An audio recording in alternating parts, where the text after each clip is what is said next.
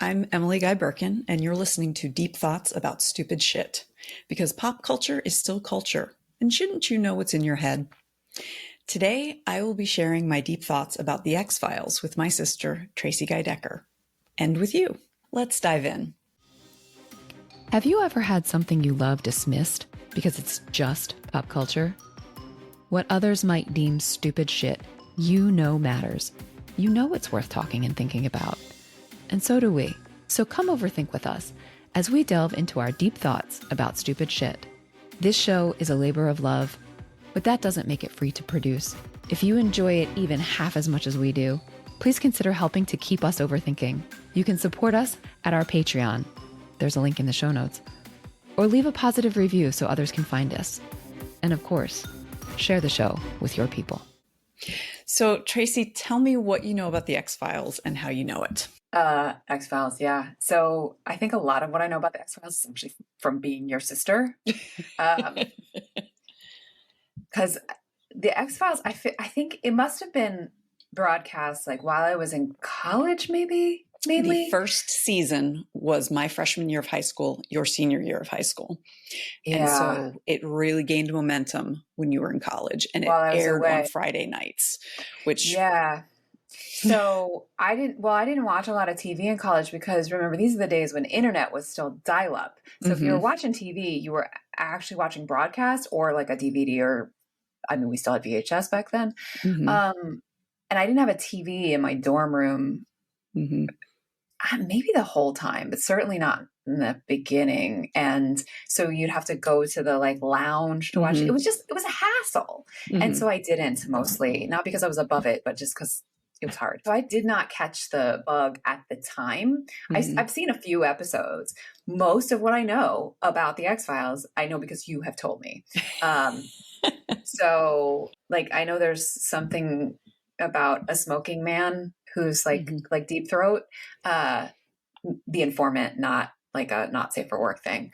And I know, like, I've seen an episode or two where the implication was that Mulder is like a porn addict or at least a porn consumer. And I know about the Scully effect, which is a post show where women were going into a STEM because they were trying to emulate Dana. Dana. Oh, cool. Same as Dana Scully, same as Dana Barrett in Ghostbusters. Yes. Just made that connection. And I know, the truth is out there and whistle, whistle, whistle. And like, that's like it. I just know it was like sort of a police procedural, but kind of not, because there was this, spiritual, not spiritual, but what's the word I'm looking for? Supernatural. And the supernatural is real. Mulder's a believer. Scully's a skeptic. That's what I know. So I have implied already in what I've shared that you are super into the X-Files. But why are we talking about this today? So, as you say, I was super into the X-Files. It was kind of an interesting fandom that I was part of because there's a phenomenal podcast called The X-Files Files that Kumail Nanjiani, the comedian and actor. Oh, I know that guy. He's cool. Yeah. I like him. Yeah. You introduced me to him as well, actually. Yes. And so one of the things that he talks about that I think is really interesting and important and is hard for people who didn't live through it to imagine is that when it was broadcast TV, if you missed an episode, it was gone. That was it. It was gone. So my love for this show is unlike my love for current shows because I was just okay with missing episodes. That was the era of what they called appointment TV, where like, oh, no, don't disturb me. And I had a friend in college who talked about how her mom would call at like 9:30 on Sunday night, because by then it had moved to Sundays. And she would be like, Mother, you're calling during the high holy hour of X-Files. Do not call.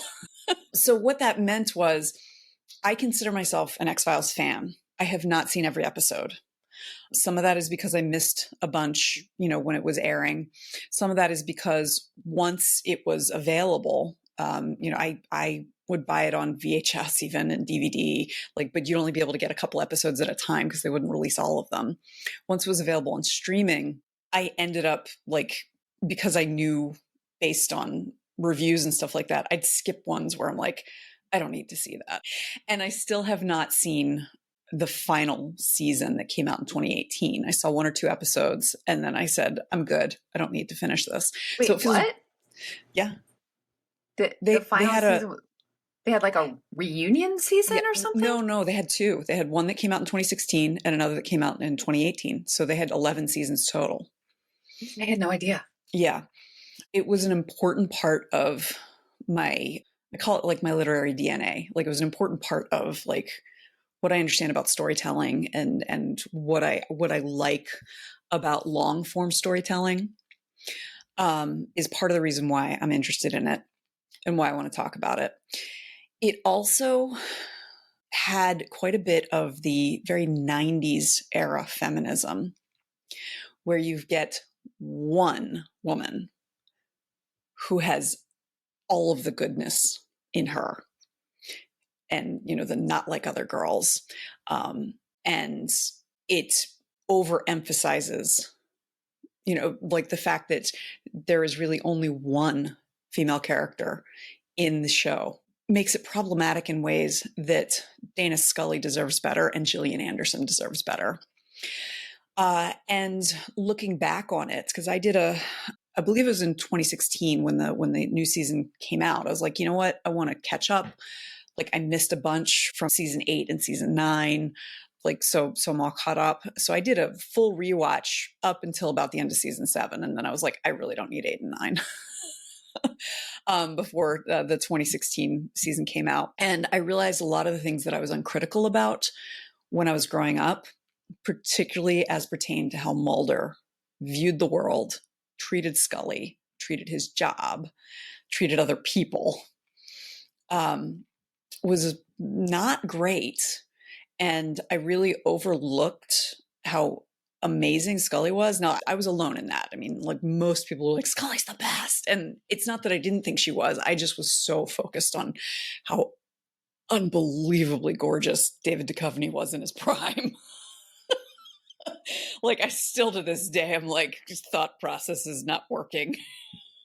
That you are fairly predictable, I have to say. I am. What's funny is I mentioned something to my friends in my book club. I was talking about how I had a crush on David Duchovny, Tom Ellis, who plays Lucifer, Andy Samberg, the comedian who's in Brooklyn Nine-Nine. And then it was a book club meeting. It was at my house and my husband came outside like to bring drinks or something. And I went back in, like he just, hey, everyone, and walked back in. And so my friend Gillian said like, what do all 4 of those men have in common? I was like, oh, that's a really good question. And I was like, 30 minutes later, it hit me. It was like big noses and broad shoulders and funny. It's good to know your type. So that's my type. It's good to know your type. So in any case, the influence of the X-Files is still being felt on so many things, on like television, the way television is written, how it launched the careers of a number of television writers, you know, why procedurals are so popular can be traced back to this. But I also kind of want to talk about how the mainstreaming of conspiracy theories may also have come from this. And I really want to talk about the casual sexism and violence towards women that was just considered normal in this that I did not even see until really recently, and how that's something we really need to engage with. Okay. All right. So there's some stuff at stake here. Mm-hmm.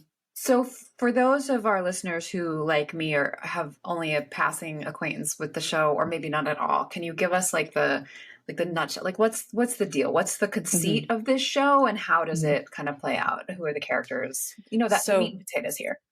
So the show begins with FBI agent Dana Scully being assigned to work with FBI agent Fox Mulder.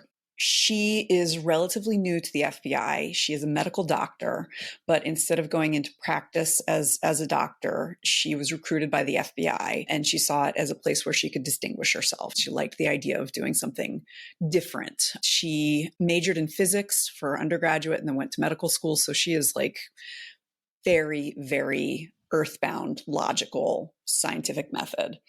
So that's why she's chosen to partner with Fox Mulder, who has like a PhD in psychology and was did very, very well in the FBI when it came to things like tracking serial killers, things like that. But for the past few years, he's been following like this passion project of his called the X-Files. It's called the X-Files because we find out much later, the person who started it, it was all of these different weird phenomena that the FBI was asked to investigate, and most of them remained unsolved. And the only place it would fit in the file cabinet was in the X because there was because it was so big, so big. Got it. That's really silly. Okay, yeah. So you don't find that out until like season 6 or 7. I don't even remember. So Fox Mulder is driven by the fact that his younger sister disappeared when he was 12 and she was 8. He believes she was abducted by aliens. He has memory of the abduction. And there's no real closure for him at the beginning of the series. They give him closure multiple times throughout the series and keep changing the story of what happened. But so they start working together. They find they really like each other and become friendly. There is an undercurrent of like this odd romance between them that goes throughout. Mulder is extremely sarcastic and funny. And so, you know, is consistently making jokes and things like that.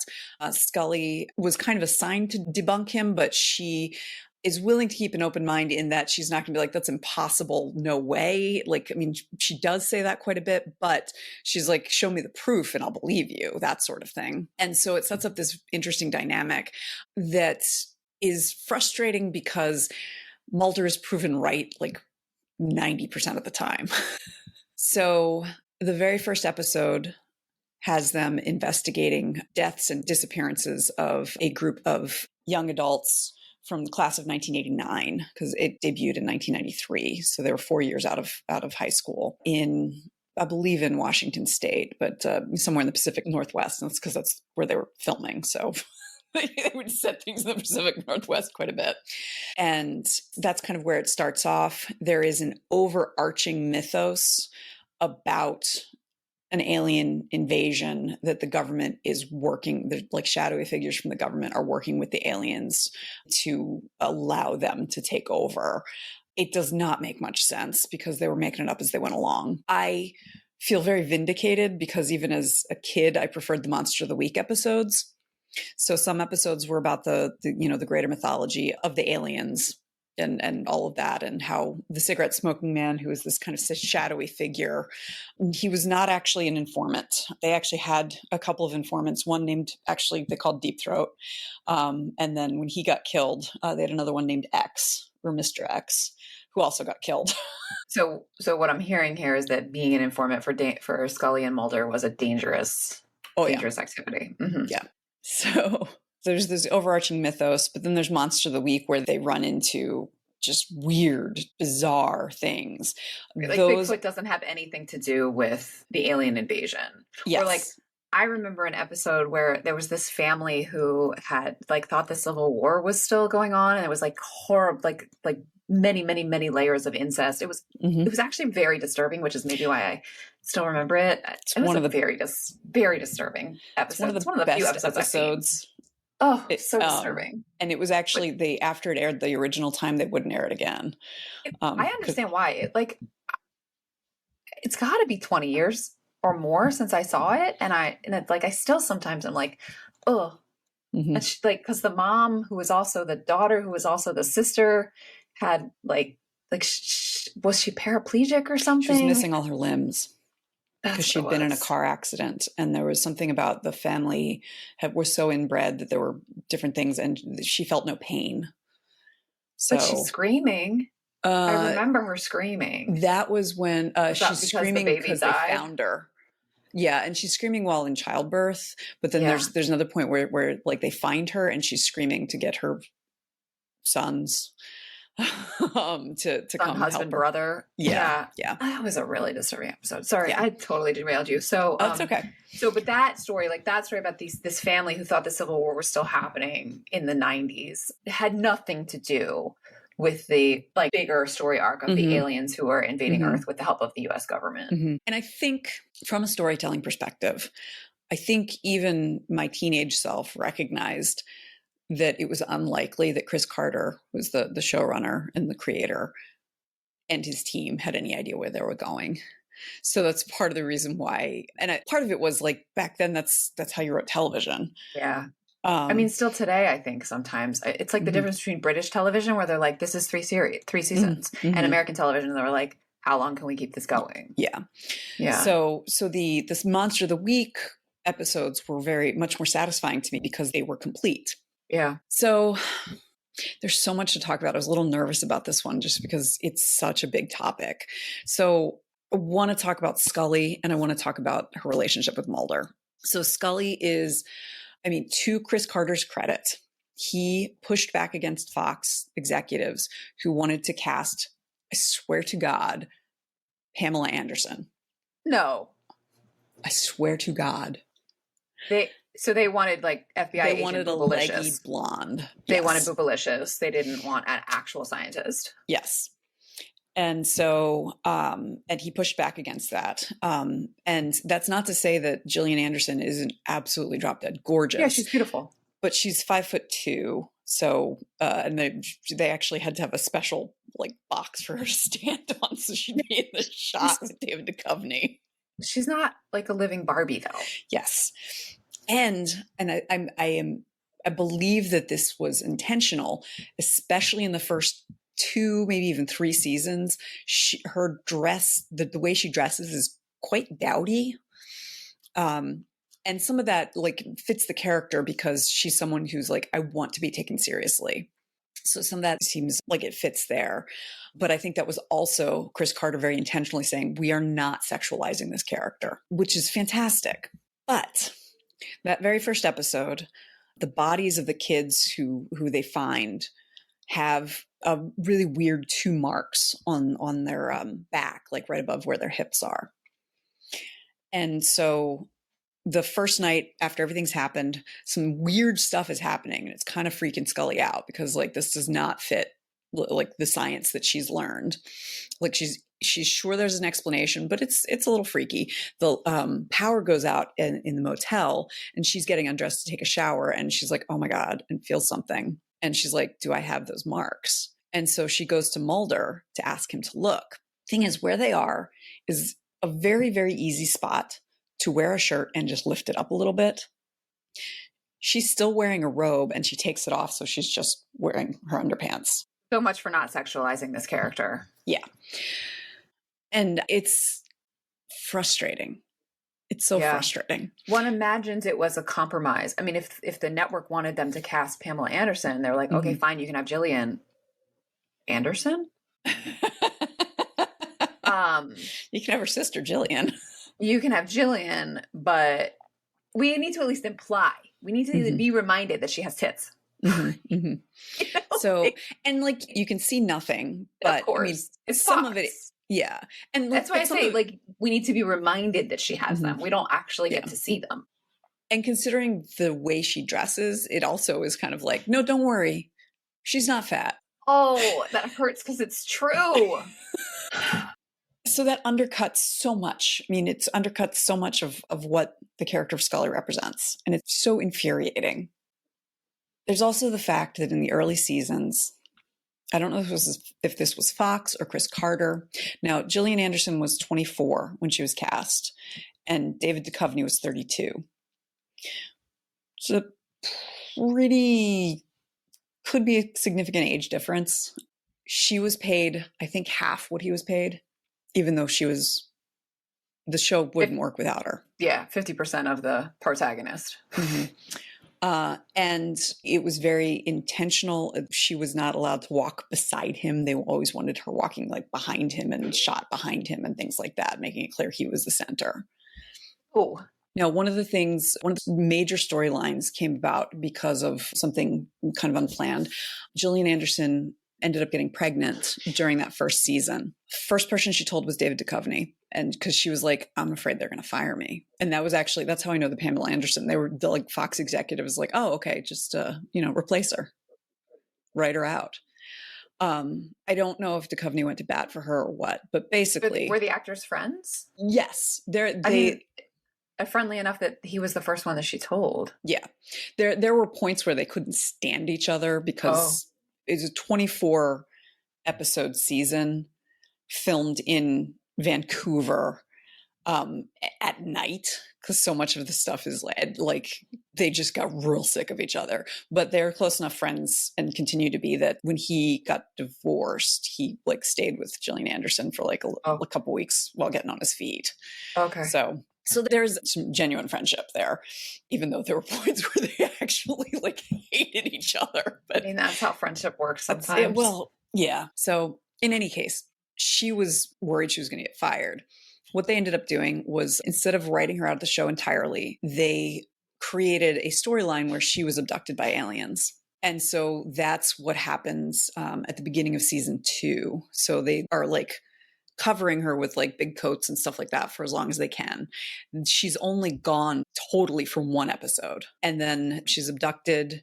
They show like some of her memories of being abducted. And one of them is like inflating her stomach, which is actually just her actual like nearly full-term pregnant belly. And like the aliens do experiments on her. And then she comes back. She just appears after Mulder and her family have decided to just accept that she's dead. And that gets into the second thing that's a little bit problematic about the way that Scully is treated.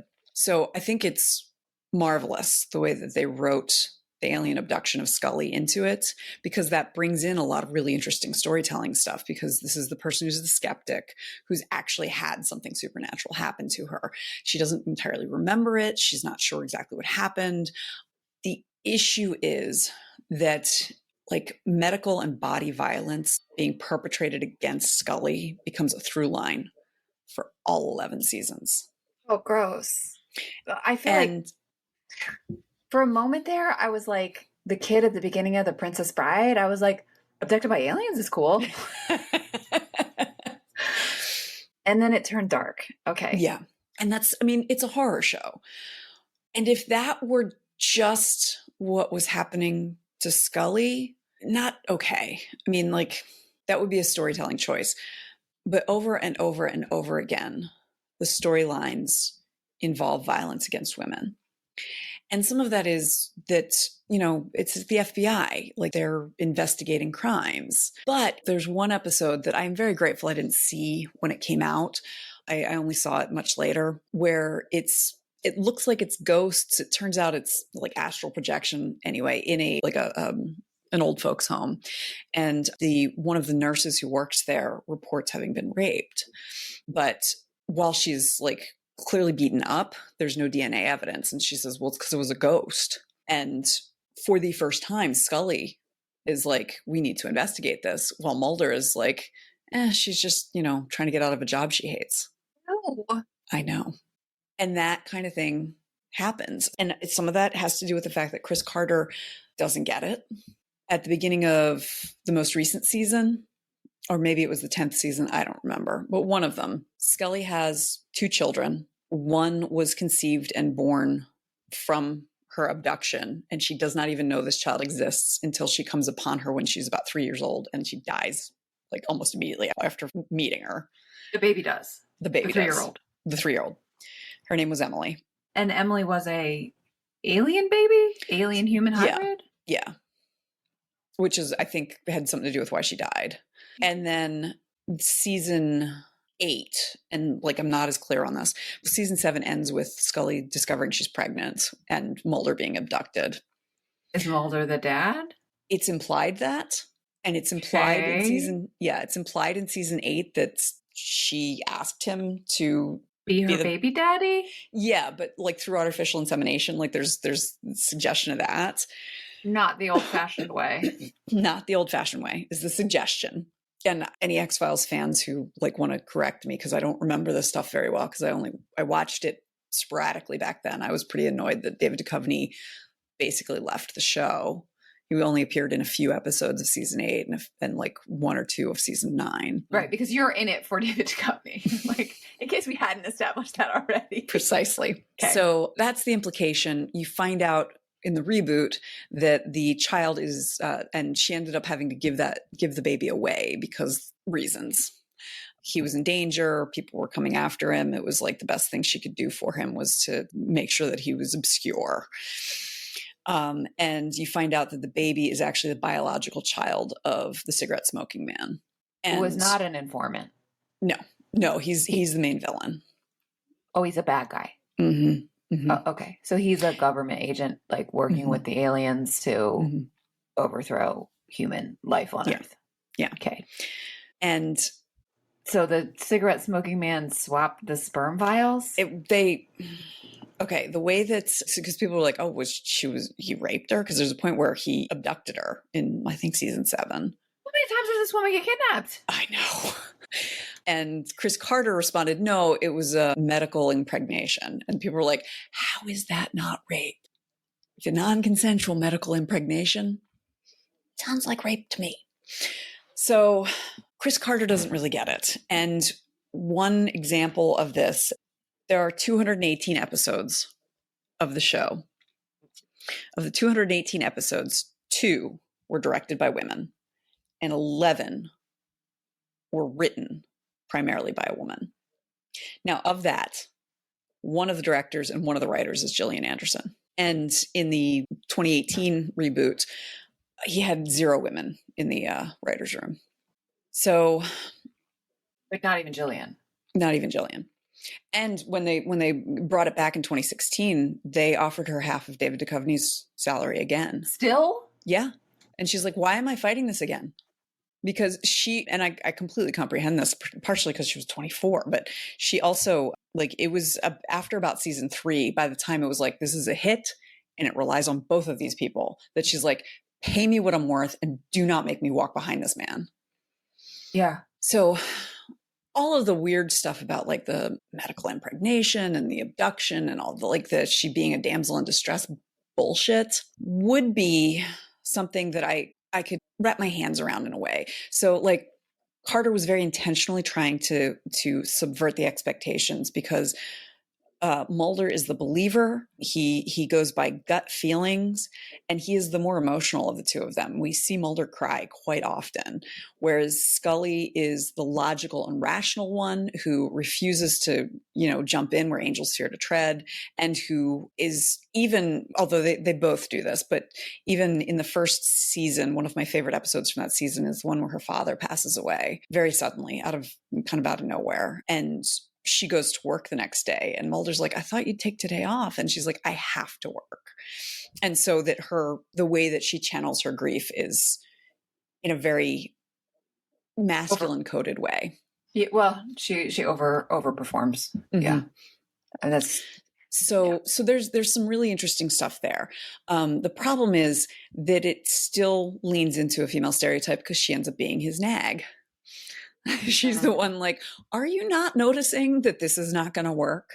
Have you not realized that we need to do X, Y, and Z? So there's still kind of the like long-suffering woman who actually sees what's going on, overcorrecting and protecting the dreamer of a man who is so genius and brilliant, but can't handle little things. So the other thing that, as an adult watching this, I really, really resented was there's a through line you mentioned about how like Mulder is written to be like addicted to porn or something along those lines. It's something that they bring up and play for jokes, which, okay, it seems now.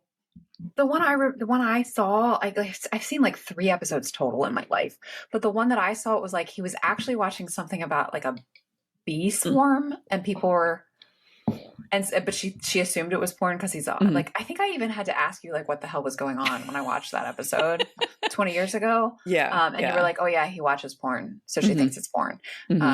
Yeah, so my knowledge of it was like funny, sort of, because it wasn't what she thought it was. But yeah, how are you feeling about that? How are you like understanding that as a point of defining this character? It now strikes me as extremely sad. At the time it was this like kind of funny thing, but what it strikes Was me it as titillating? Since you were in it for David Duchovny, and now there's this thing where he's watching porn. Is that titillating?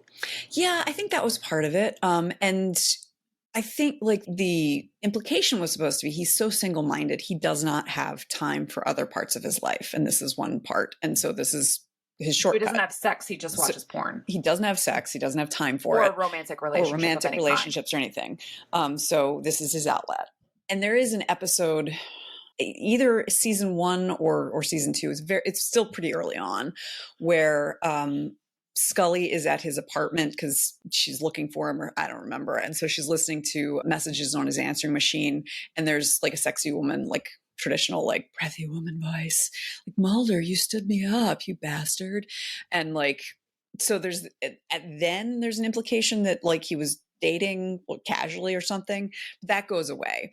And some of that has to do with how TV shows are. Like if it's TV show, you don't see anything else of their lives. And then once people are invested in the relationship between Mulder and Scully, it's, like you don't want to suggest that anymore. Right. Once it becomes sort of shipped by the fans, that you let the fans have their ship. Mm-hmm. And that also, I think, was another aspect of like Chris Carter reminding us that Mulder is a sexual person without it being in any way threatening to the relationship with Scully. 90s. So, yeah, I mean, for those of you who are just listening, I'm making a face. I am making an incredulous face right now. So the thing that gets me is there's nothing on Scully's side that is similar. So we do see she's got a relatively large family. She's Catholic, and that's one of the other interesting things. She is a well fleshed out character because she is, I wouldn't say devout Catholic, but she has faith, even though she is a scientist. Whereas Mulder is an atheist, but was happy to like, oh, you saw Loch Ness Monster, playing table tennis with Bigfoot? Sure, sign me up. All in on the ley lines and then the theory of Atlantis and the Loch Ness Monster and all the things that Janine asks if Winston believes in. Yes. Yeah. So that's interesting, and it like leads to some really interesting storytelling beats and stuff like that. So she does have like a little bit of, she's got 2 brothers and a sister, her parents, her mother is a recurring character. But you don't really see friends. You see her go on one date early on, first or second season. And then that's it. Then further along, and I'm really frustrated by this now. In season, I think 4, maybe 5, Scully has a cancer journey. Turns out she was given the cancer as part of the abduction. Those rotten aliens, man. They really effed her up. The aliens put something in her body and the removal of it is what caused the cancer.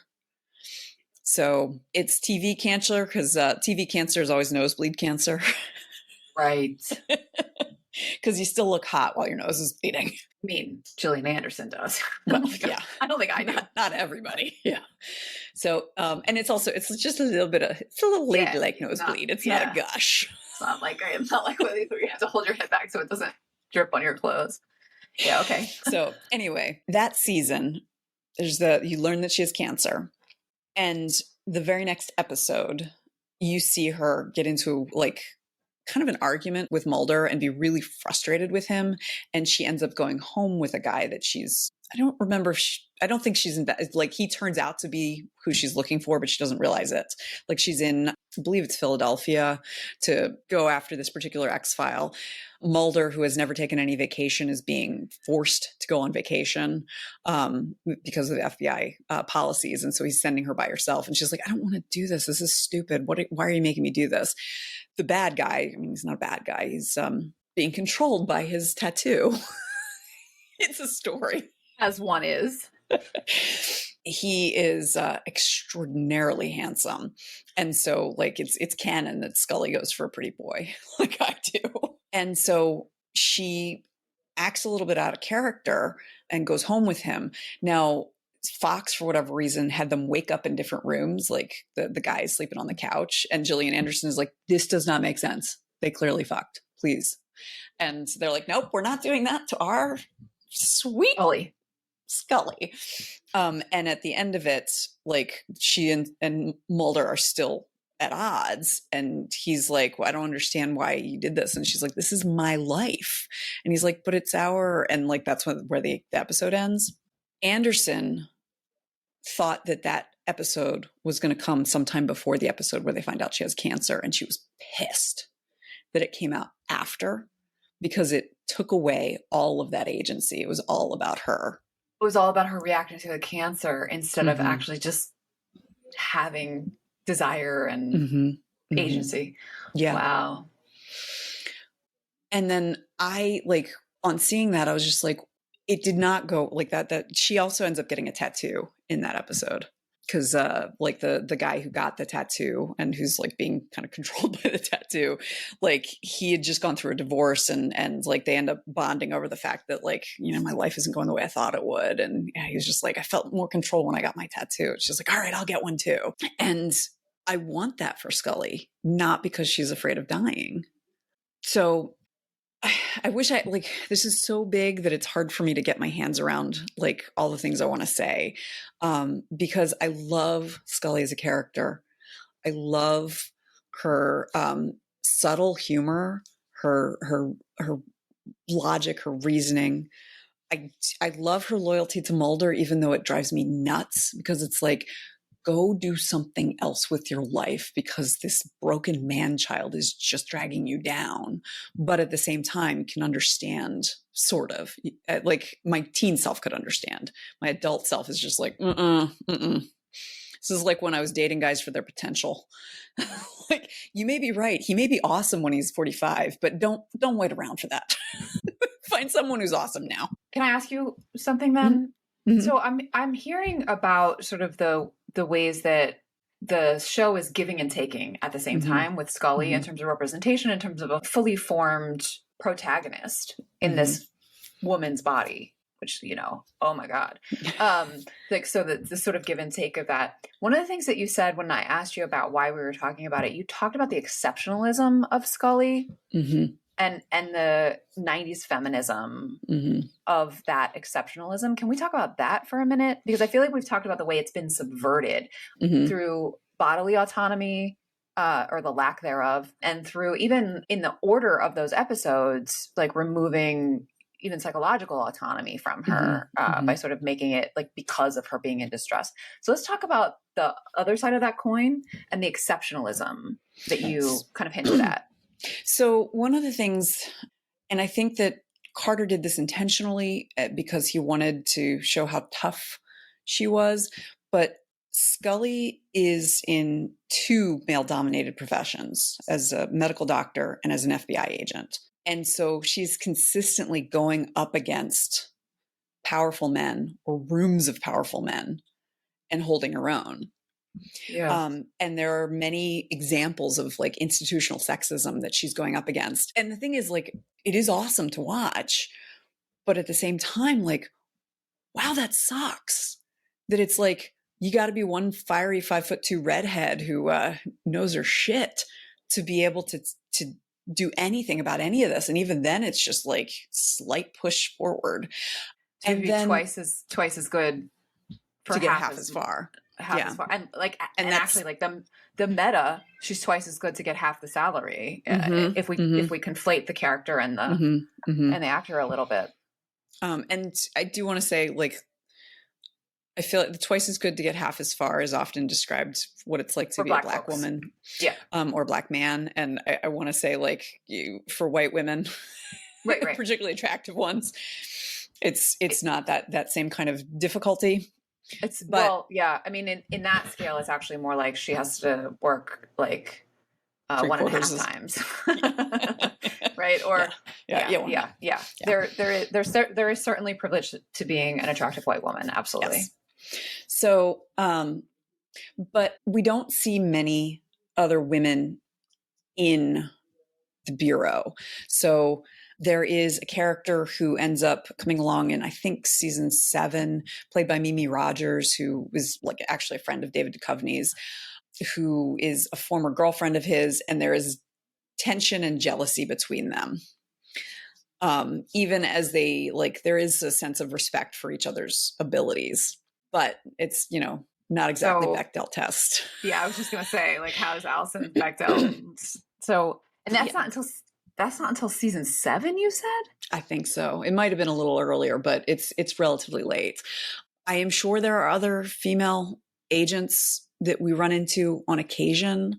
There are certainly women that we see like involved in the case of the week. Involved in the cases. There are female law enforcement officers. I'm thinking of one in particular. There's an episode called Syzygy, which is a particular fan called Syzygy, Syzygy. Syzygy. Okay. So you get what you get. Is that what it is? It like no? It's so you what? No. Okay. I think it's an astronomy term, because that's what it's about, is like the stars align in a particular way. And it makes everybody irritable. And so there's so it's like an astrology thing. Yeah. Mercury in retrograde or some shit. Yeah. Yeah. And it actually, for really unclear reasons, it makes these two girls who have the same birthday. This came out in, I think, 1995, because they had been born in 1979, which is the year I was born, and were turning 16. And so like the astrology gave them like hyperkinetic powers. It's not explained. It's a hilarious episode because everybody's irritable. Okay. It's the episode where like Mulder and Scully keep going, sure, fine, whatever, to each other. And like they get into an argument. And again, it's all because the astrology, where Scully's like, I'm going to drive. Never let me drive. He's like, you can't reach the pedals with those little feet of yours. Wow. Okay. So the writer's room had fun with that one. Yes. So, but there's the chief of police there is a woman, and she's played by a very attractive actress. And there is a sense of like, she thinks Mulder is attractive. And like, there's some weirdness there because everyone's already irritable because of the astronomy magic.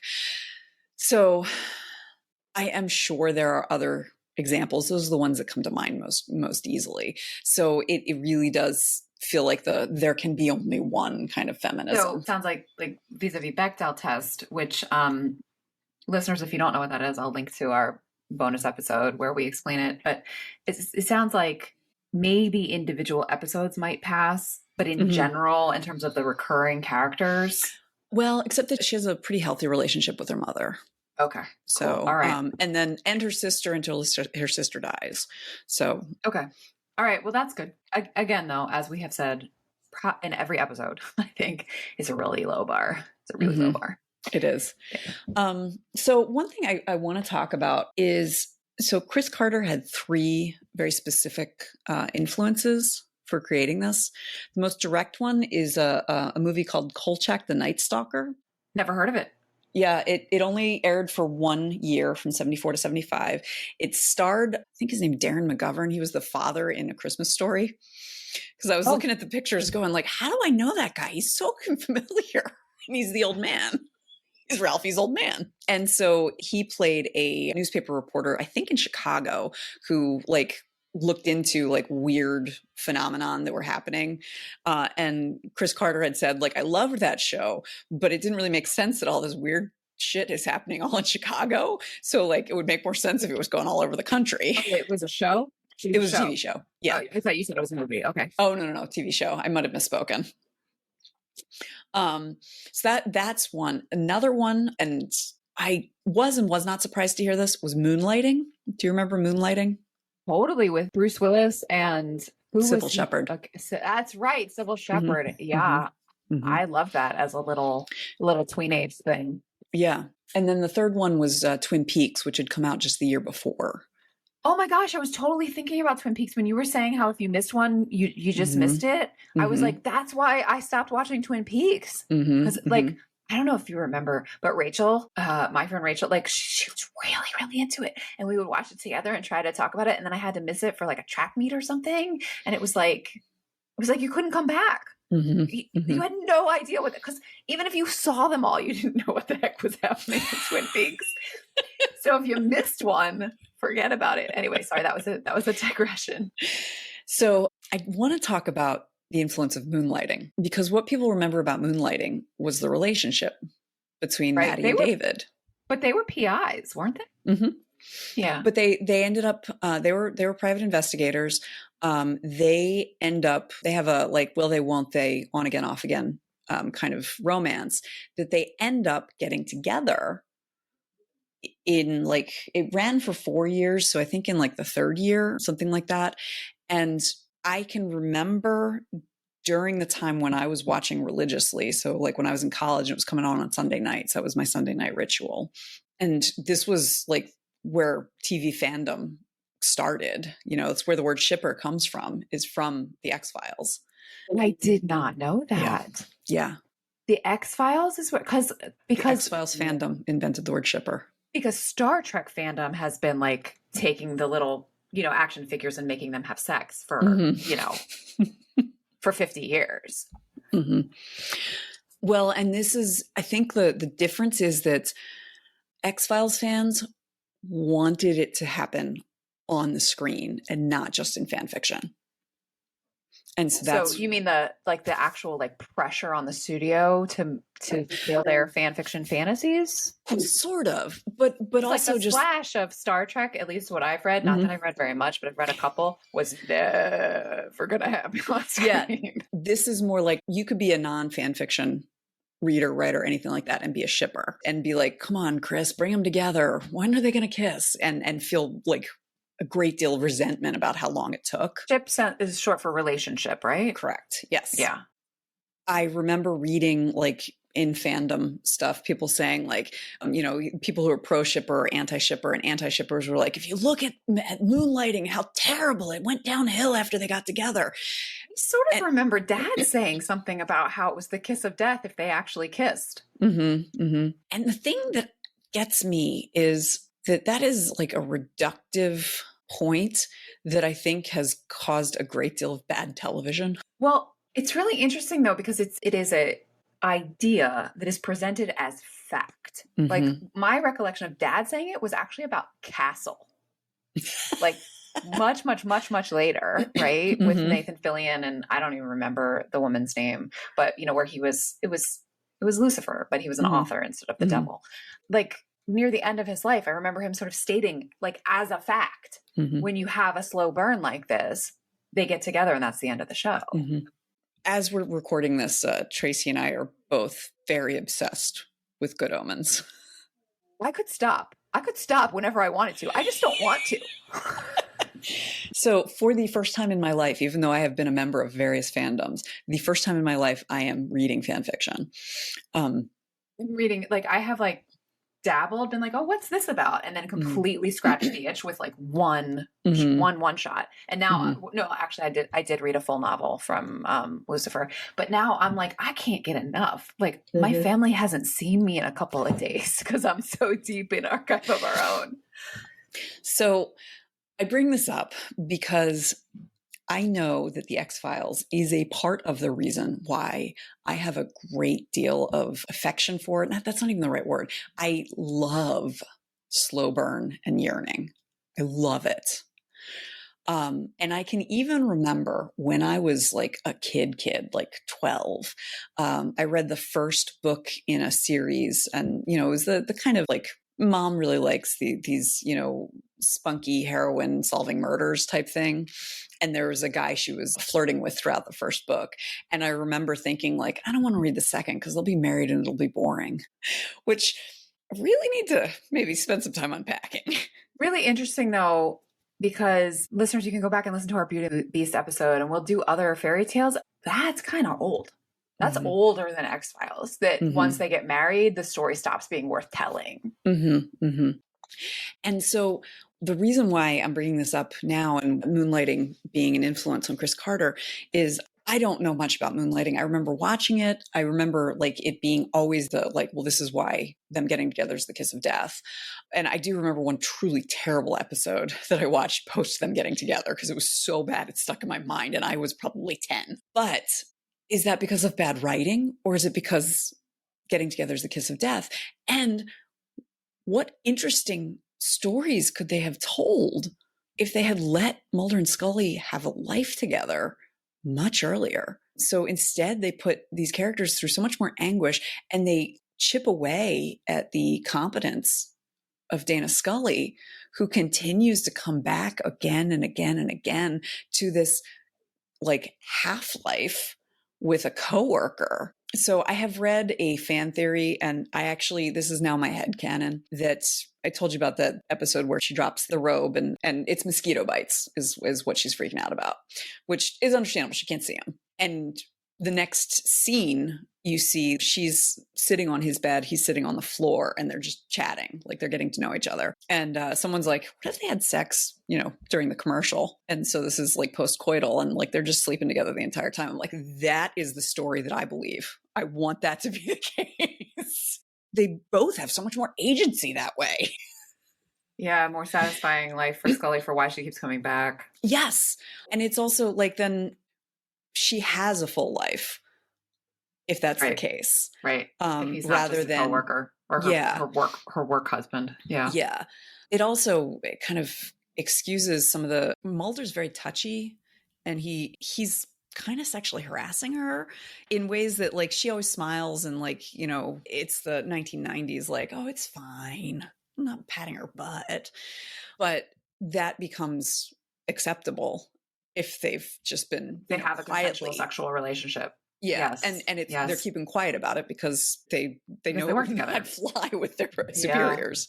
Yeah. So we've been talking for a while now. I want to make sure, I feel like you talked about conspiracy theories when we first started. Mm-hmm. Do you want to give me like a quick nutshell of your analysis of the role of this show in sort of contemporary mainstreaming of conspiracy theories? So, yeah, the show was a huge cultural phenomenon. I mean, it was everywhere. And everything that Mulder, his thing is the truth is out there. I want to believe. And he's constantly searching for like the top of the conspiracy so he can blow it wide open. And he keeps getting a little bit closer and then, loses all the evidence. And it is fiction. It is very clearly fiction. But this show did bring this kind of cultural consciousness to the idea that there is something to look at as a conspiracy, in part because Mulder's proven right so many times. And even when like he's talking about the government conspiracy and Scully is like, how would you keep all of those people from blabbing? Or, whatever logical reason, he's proven right. And that's not to say that X-Files invented modern conspiracy theories. Like, I'm not saying that. And, prior to this, we had plenty of media that kind of put forward conspiracy theories. I'm thinking of the movie JFK. I'm sure there are people who believe that what was put forth in that film is what happened. But I do think it's interesting that some of this has to do with the fact that when X-Files aired, it aired from 93 to 2002. And so, there's concern about conspiracy theories, and then 9/11 happens right towards the end of it. And so that already like primes people to think of like this horrible, big, huge thing happened. There has to be more to it than what we watched on TV. And now here it is 22 years later, and everywhere you turn is a conspiracy theory. And I don't know where to put that. This piece of media that I adored. And part of the reason why I loved it so much was because I did love the fact that Mulder was tenacious in finding the truth and doing his own research, when I have so much disdain for the folks who are like, do your own research. Like, okay, are you setting up the double-blind experiments? So often people who say that are not, in fact. They're accepting whole cloth, something that somebody else has said who claims to have done the research. Yes.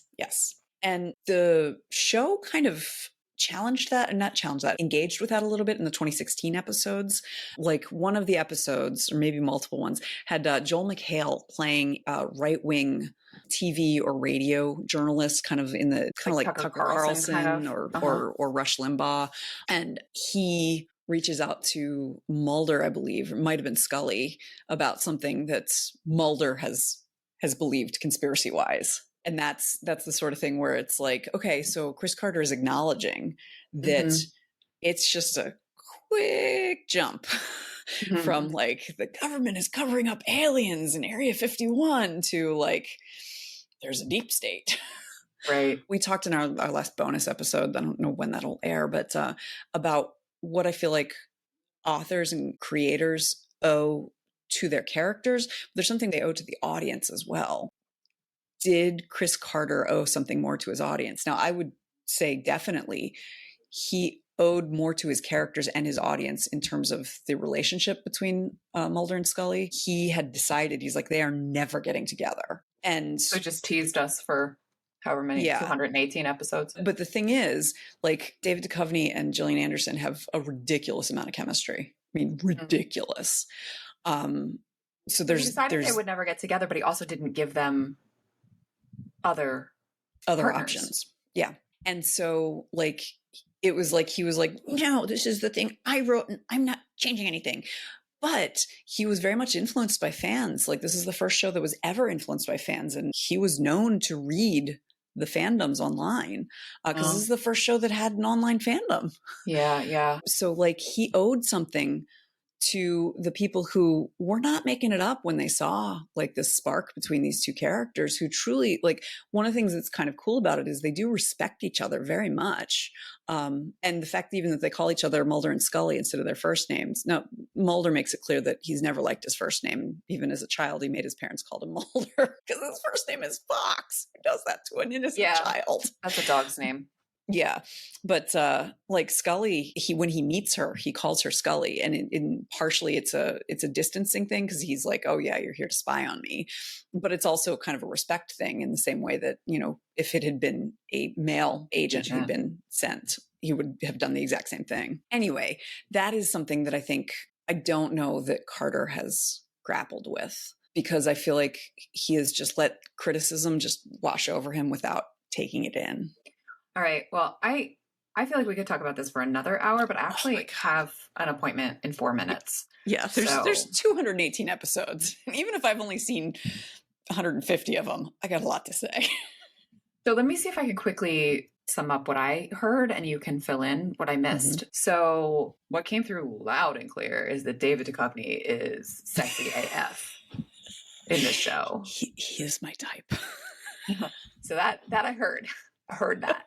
Some of the interesting things I heard that, you know, Dana Scully is a problematic and like very complicated character, both a role model in her just excellence, being a role model in her excellence, but also sort of forced to code as masculine in order to make it through, and therefore exceptional. She is the exception to her gender as opposed to a role model for, at least within the universe of the show as you described it to me. Also, part of that kind of complication of her is that she has her bodily autonomy and actually her psychological personhood autonomy subverted and undermined by the actual events of the show and the directorial choices of the showrunner.